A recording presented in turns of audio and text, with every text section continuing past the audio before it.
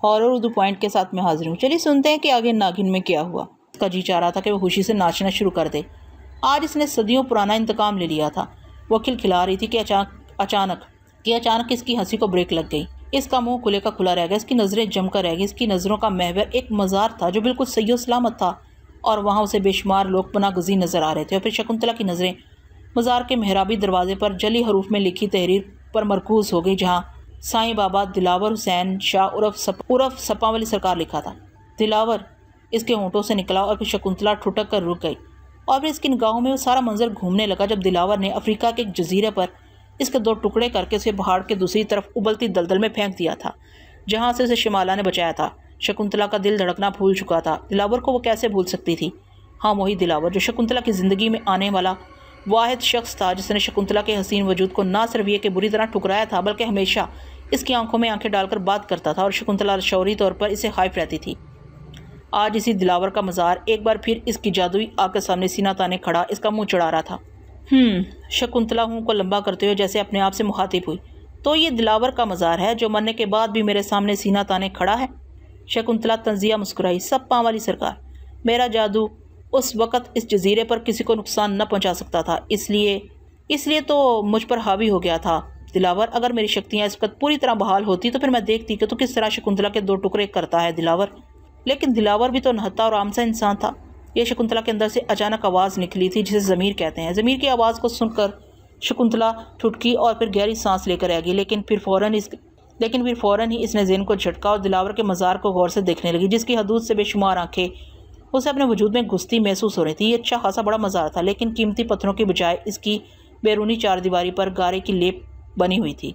तकरीबन 4 फीट ऊंची दीवार थी। अंदरूनी जानब दीवार के साथ साथ उसे बरगद के बूढ़े दरख्त कितार दर कितार दिखाई दे रहे थे।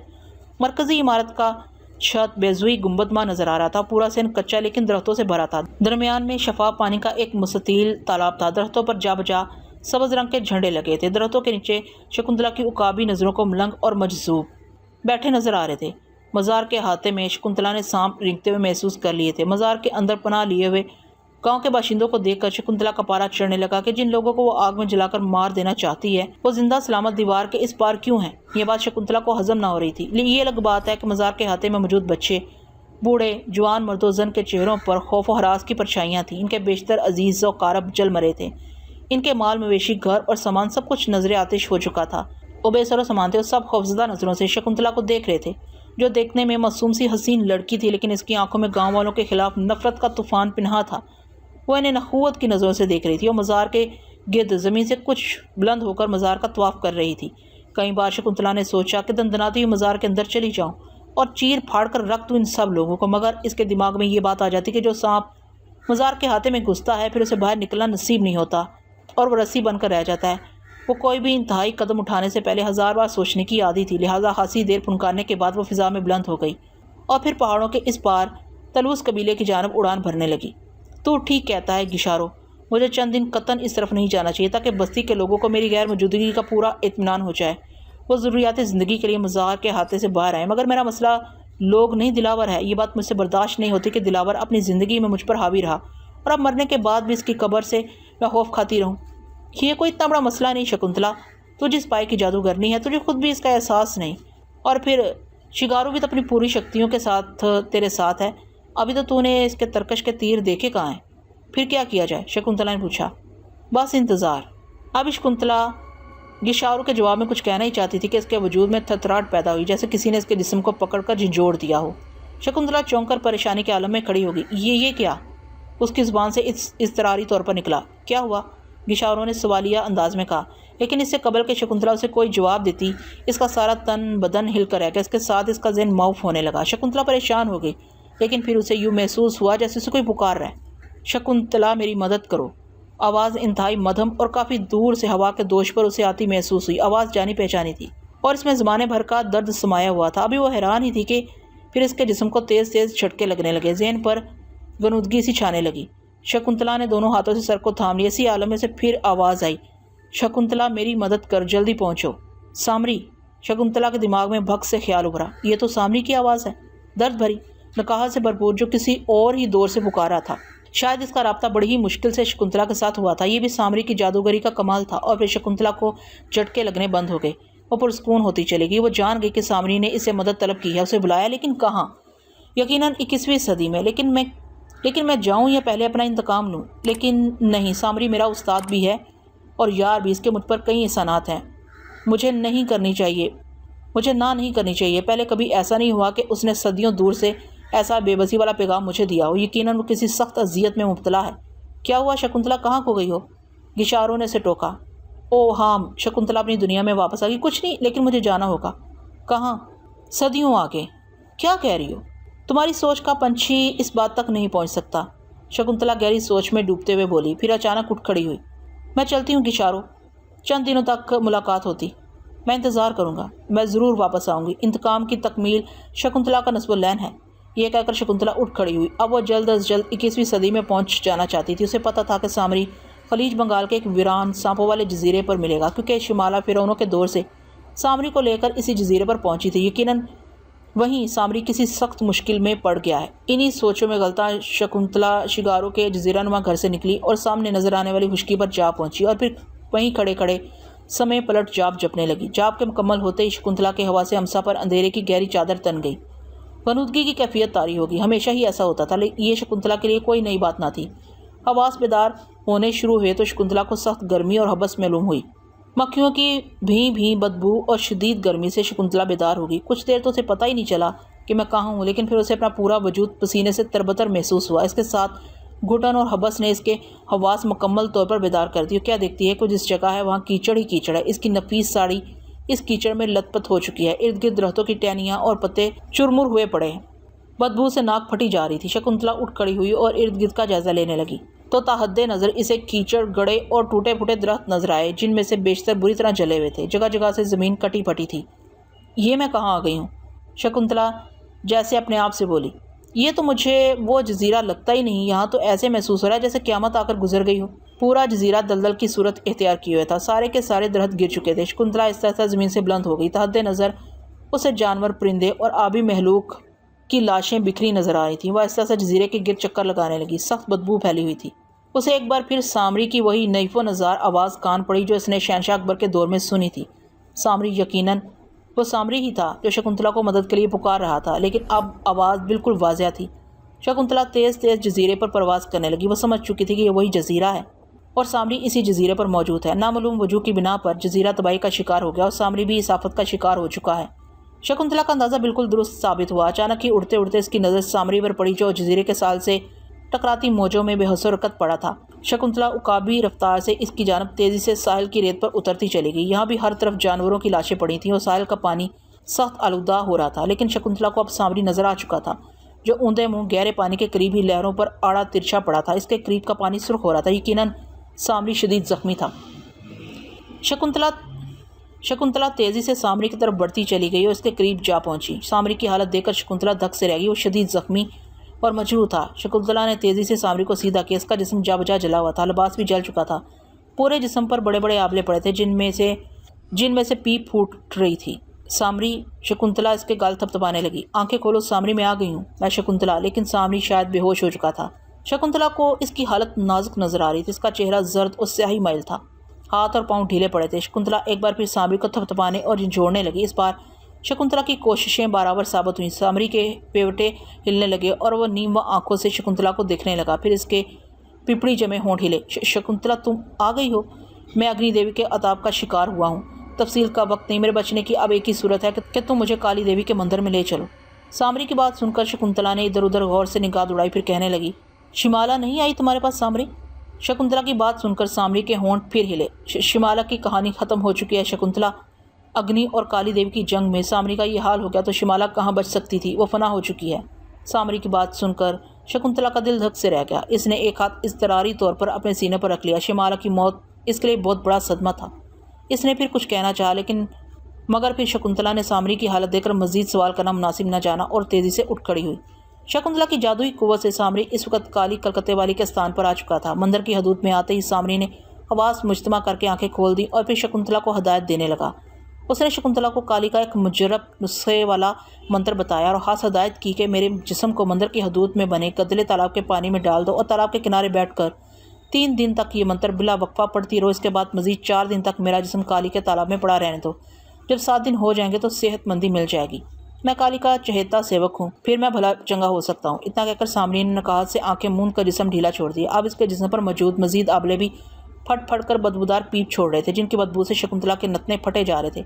शकुंतला ने सामरी को तालाब की तह में डाला और खुद गायब हालत में तालाब के किनारे बैठकर सामरी को बताया हुआ काली देवी का मखसूस खुफिया जाप जपने लगी। ये शकुंतला के लिए कोई ज़्यादा मुश्किल काम नहीं था। इसका तो पूरी ज़िंदगी ही कठिन जाप जपते गुजरी थी। शकुंतला को तो कोई देख ना सकता था, लिहाजा शकुंतला सबकी नज़रों से ओझल चुपचाप बैठी मंत्र जपती रही। इसी आलम में 3 दिन और 3 रातें गुजर गईं। आखिरकार शकुंतला ये कठिन जाप जपने में कामयाब हो गई। इस वक्त शाम का वक्त था जब शकुंतला ने मंत्र के 3 दिन मुकम्मल किए। अभी मजीद 4 दिन सामरी ने तालाब के पानी में गुजारने थे। 3 दिन तक मुसलसल मंत्र पढ़ने से शकुंतला पर सख्त थकावट और नकाहत तारी हो गई थी। उसे भूख और नींद भी सता रही थी। लिहाजा पहले तो उसने काली के लंगर से खाना हासिल करके खूब पेट भर कर खाया और फिर एक खाली कमरा देखकर जिसमें ताला लगा हुआ था सांप बनकर घुस गई।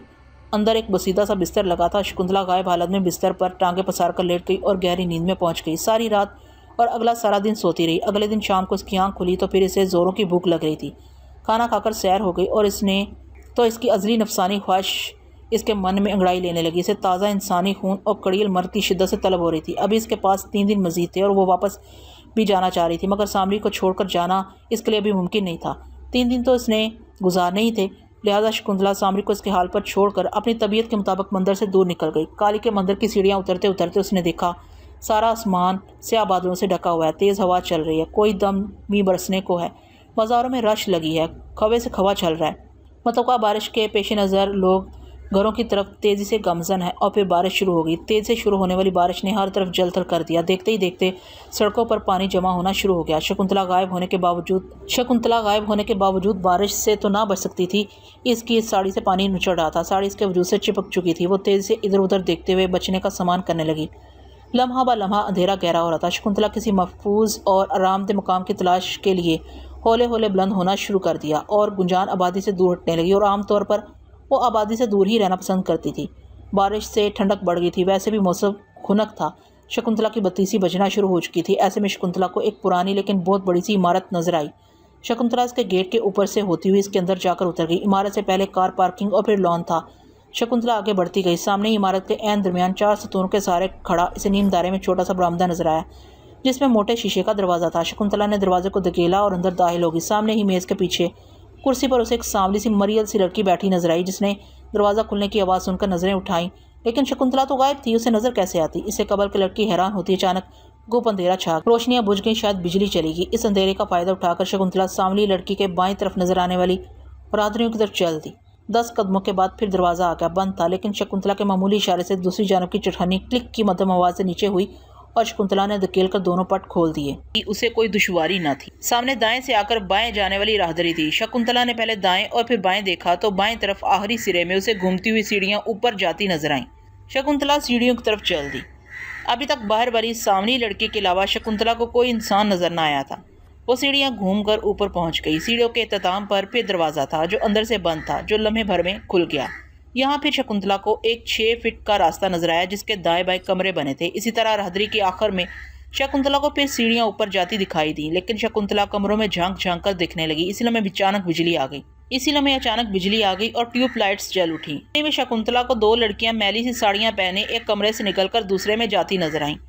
वो थोड़ा आगे बढ़ी तो कमरों के अंदर से भी इसे लड़कियों और औरतों की आवाज़ें आ रही थी। इसलिए कमरे के खुले दरवाजे से झांका तो उसे 5-6 लड़कियां फर्श पर बिस्तर बिछाकर बैठी बातें करती दिखाई दी। सब की सब गरीब और मस्कीन नजर आ रही थी, सहमी सहमी शक्लें। जबकि शकुंतला को तो तलाश थी अपने लिए खून की, और वो इन कमज़ोर और डरी डरी सहमी मफलूकुल हाल औरतों का खून न पीना चाहती थी। उसे तो गर्म खून के जोर से फूली हुई गर्दनें पसंद थी। लिहाजा शकुंतला फिर चल पड़ी। दूसरे कमरों में भी तकरीबन ऐसे ही मनाजर थे। यूँ लगता था जैसे ये बेसहारा लड़कियों का घर हो।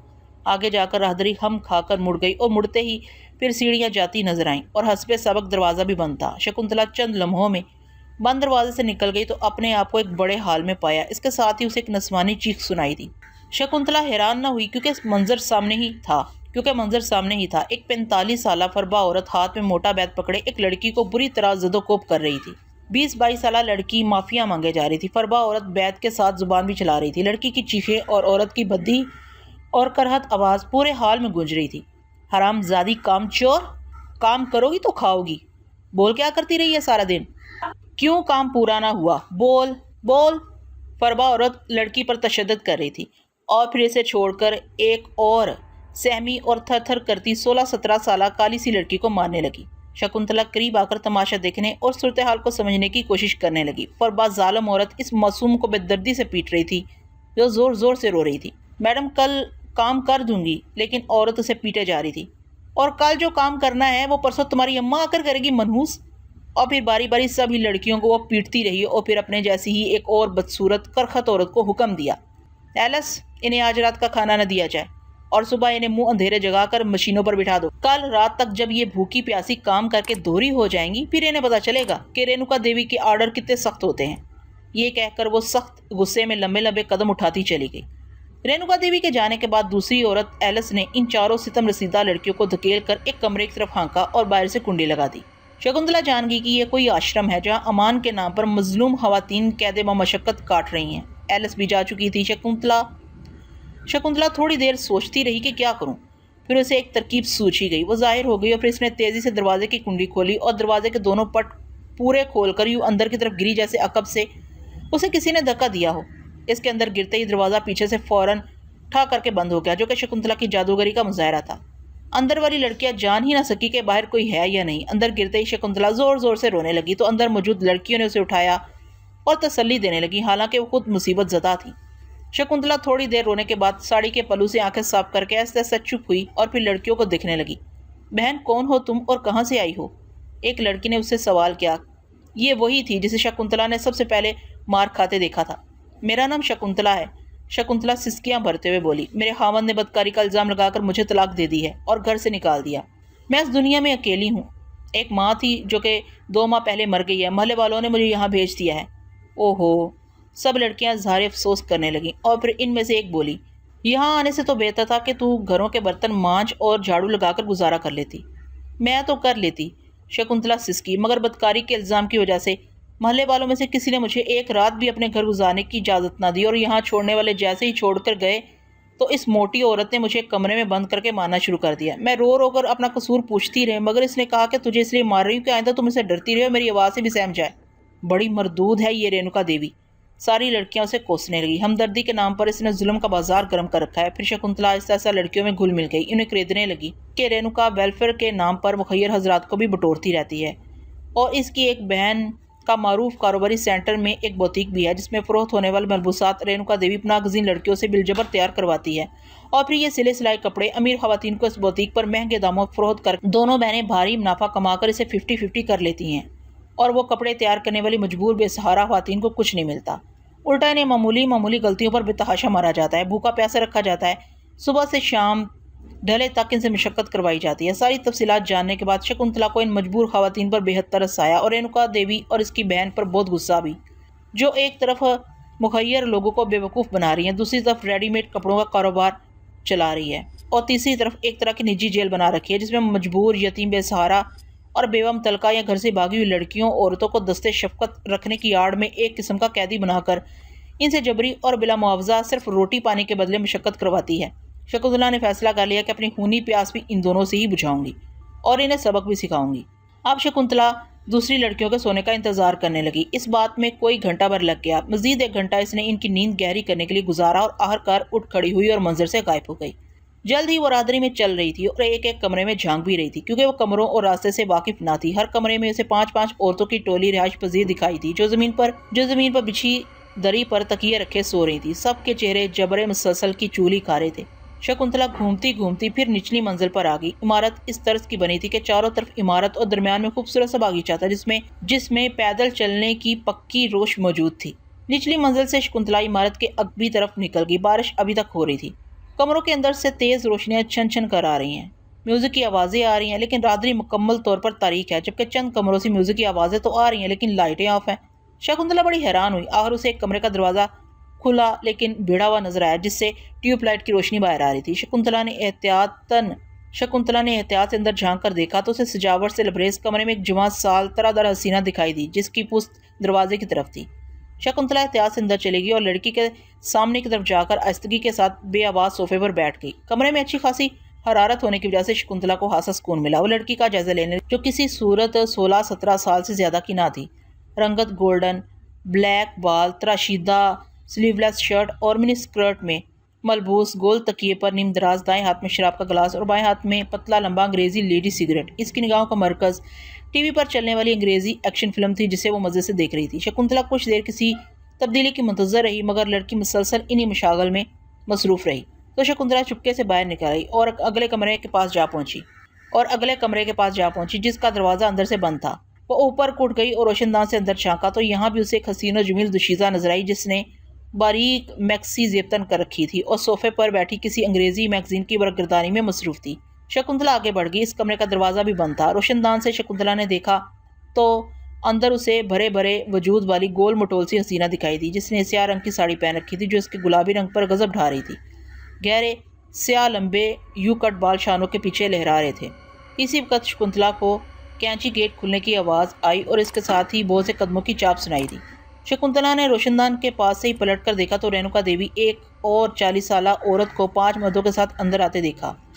रेणुका के बगल में अब वैद भी मौजूद था, जिससे इसने लड़कियों की पिटाई की थी। तमाम मर्द वेल ड्रेस और मतमूल नजर आ रहे थे। रेणुका सरगोशियों से इन्हें कुछ बता रही थी और भी शकुंतला के देखते ही देखते 5 अशखास अलग अलग कमरों में चले गए, जबकि रेणुका देवी दूसरी खातून राहदरी के आखिरी बाएं तरफ वाले दरवाजे को खोलकर कमरे में चलेगी। शकुंतला ने दोबारा रोशनदान से अंदर झांका तो अंदर दाखिल होने वाला मर्द और स्याह साड़ी वाली लड़की उसे मुस्कुराते हुए मानका करते नजर आए। लड़की के दहकते उकसार और सुर्ख तरीन होंठ मुस्कुरा रहे थे और फिर दोनों आमने सामने सोफे पर बैठ गए। शकुंतला समझ गई कि यहाँ हर तरह के खेल होते हैं। अब शकुंतला का रुख इस कमरे की जानब था जहाँ रेणुका देवी और दूसरी औरत गई थी, लेकिन शकुंतला अभी इस कमरे के दरवाजे तक ही पहुंची थी कि वो दोनों इसे बाहर निकलती नजर आईं। तो शकुंतला ठुठक कर रुक गई और इनका अगला रद्देमल देखने के लिए ठहर गई, लेकिन वो दोनों रुकी नहीं और बातें करती हुई चल पड़ी।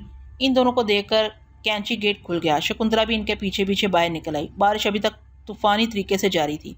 दोनों बरामदे तक आ पहुंची। उन्हें देखकर ड्राइवर गाड़ी करीब लाने लगा। इतने में दूसरी औरत ने रेणुका देवी से कहा, दीदी, आज जो आपने वो सुर्ख रंग वाली बनारसी साड़ी बुटीक भिजवाई थी, वो किस ग्रुप ने तैयार की थी? क्यों, क्या हुआ?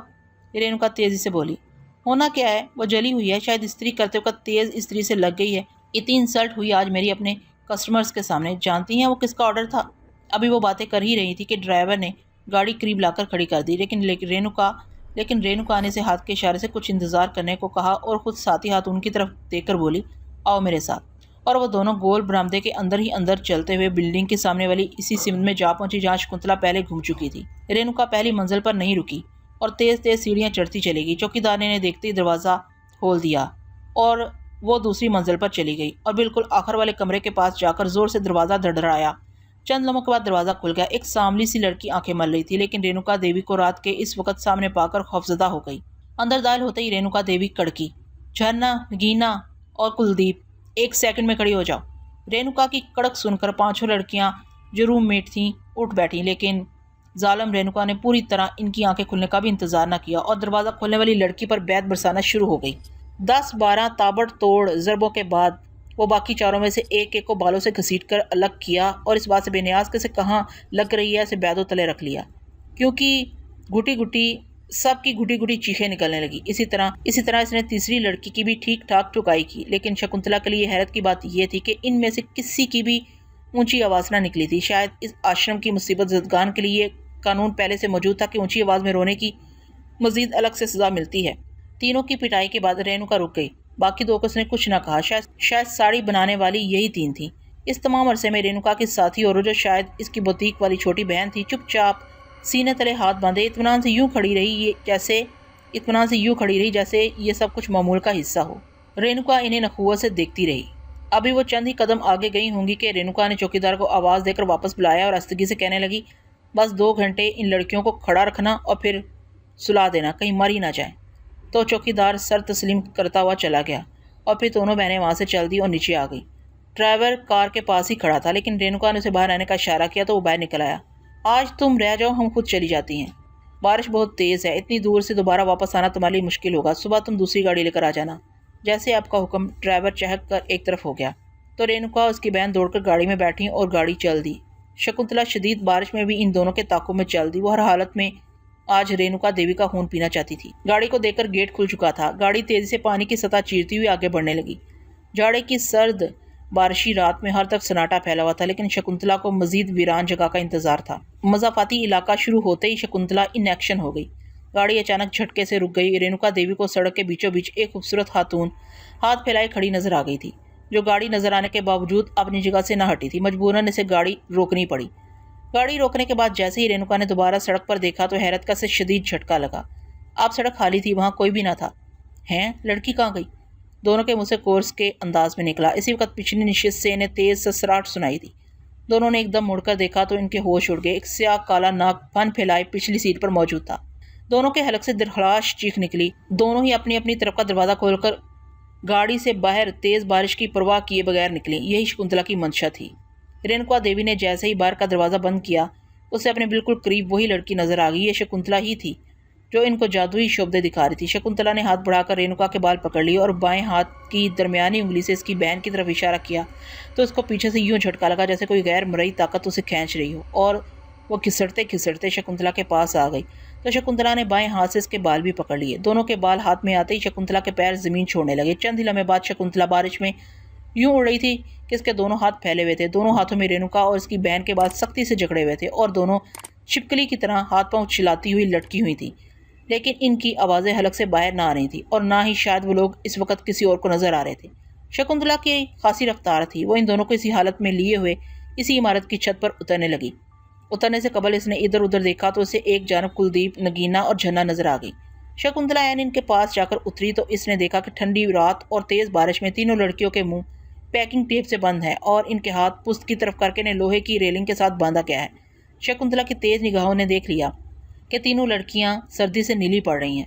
रेणुका और उसकी बहन के बाल शकुंतला ने छोड़ दिए, लेकिन बावजूद कोशिश के ना तो वो भागने के लिए हिल सकी और ना इनकी आवाज़ निकल सकी।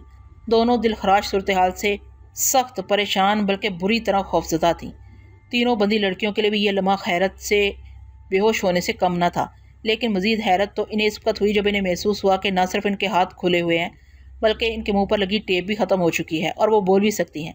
देखो लड़कियों, शकुंतला इन तीनों से मुखातिब हुई, मैं जानती हूँ कि रेणुका देवी ने तुम्हें गर्म बिस्तरों से सोते सोते निकाल कर बहुत मारा और फिर मजीद सजा के तौर पर यहाँ बारिश और ठंडे मौसम में बंधवा दिया और खुद आरामदेह गाड़ी में बैठकर अपने बंगले की तरफ रवा दवा थी। मैं एक जादूगरनी हूँ और मुझे इनके तमाम मजालम का पता चल चुका है। आज इनकी ज़िंदगी की आखिरी रात है। अब से थोड़ी देर बाद मैं इनका खून पी जाऊंगी, मगर खून पीने से पहले चाहती हूँ कि तुम तीनों इन दोनों को इसी तरह मारो जिस तरह ये आश्रम की बेसहारा लड़कियों को जुल्म का निशाना एक अरसे से बनाती चली आ रही है। ये लो। शकुंतला ने हाथ बढ़ाए तो लड़कियों ने इसके हाथ में बैत की 3 पतली पतली लंबी छड़ियाँ देखी, लेकिन लड़कियों को तो अपनी होश ही ना थी। वो तो इस सूरत हाल से खुद भी दम्बखूद थी और फटी फटी निगाहों से कभी रेणुका देवी, इसकी बहन और कभी शकुंतला की अजनबी शक्ल देख रही थी। शकुंतला ने एक दो बार लड़कियों को उकसाया कि इनको मारें, लेकिन इनकी तो अपनी हिम्मत ही जवाब दे चुकी थी। मजबूरन ये फ़र्ज़ भी शकुंतला को खुद ही अंजाम देना पड़ा और इसने एक छड़ी संभाली और हाथ में तोड़कर रेणुका के कोले पर दे मारी। रेणुका की शक्ल से पता चला वो बिलबिला उठी है, मगर इसकी आवाज़ ना निकल सकी। दूसरी बार छड़ी रेणुका की बहन के मुंह पर पड़ी, जिससे वो फड़कने लगी। फिर तो शकुंतला ने इन दोनों को रुई की तरह धुनना शुरू कर दिया। दोनों के चेहरे सख्त तकलीफ की चुगली खा रहे थे और दोनों ही मुर्गे बिस्मिल की मानत तड़प रही थी, मगर इनकी आवाज़ें इनके हलक के अंदर ही दम तोड़ रही थी। 15 मिनट शकुंतला ने इनको इतनी फेंटी लगाई कि लहूलुहान होकर दोनों ही जान बलब हो गई। तो शकुंतला ने छड़ी फेंक दी और फिर हुआ नज़रों से इन दोनों को देखने लगी, जबकि नगीना, झरना, कुलदीप औनकों की तरह ये सब कुछ देख रही थी। इनके देखते ही देखते रेणुका और इसकी बहन के मुंह आसमान की तरफ हो गए और दोनों हाथ खुल गए और शकुंतला रेणुका देवी की मोटी गर्दन पर झुककर अपने तेज दांतों से इसकी शारक काटने लगी। रेणुका मौत के झटके लेने लगी। इसके हाथ हवा में ऊपर नीचे लहराने लगे, शक्ल बिगड़ने लगी, लेकिन शकुंतला लप लप सिप इसका खून पीना शुरू हो चुकी थी। तीनों लड़कियां इस मंजर की ताबनालाज़गियों होश से बेगाना हो गई। शकुंतला का ख्याल था कि दोनों का खून पीऊंगी, मगर रेणुका अकेली ही इतनी पली पलाई थी कि सैर होकर पीने के बावजूद भी इसका खून ख़त्म नहीं हो रहा था।